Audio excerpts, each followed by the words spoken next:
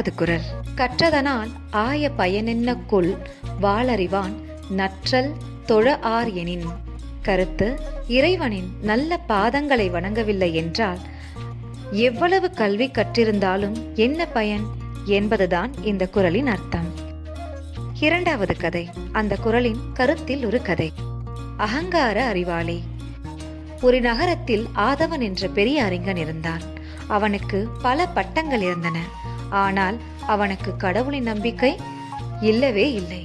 எனக்கு அறிவே கடவுள் என்று பெருமையாக பேசுவான்.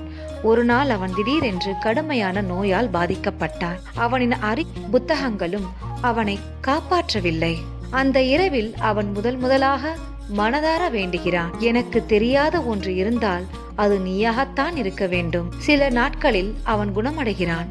அப்போதிலிருந்து அவன் சொன்ன வார்த்தை, இறைவனை மறந்த கல்வி வேறில்லாத மரம் என்று கூறுகிறான். இதைத்தான் 2வது குறளில் கூறப்பட்டிருக்கிறது.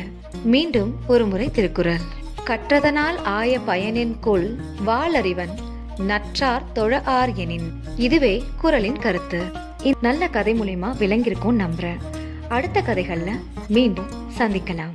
உங்களுக்கு இந்த வீடியோ பிடிச்சிருந்தா ப்ளீஸ் லைக், ஷேர், சப்ஸ்கிரைப் பண்ணுங்க.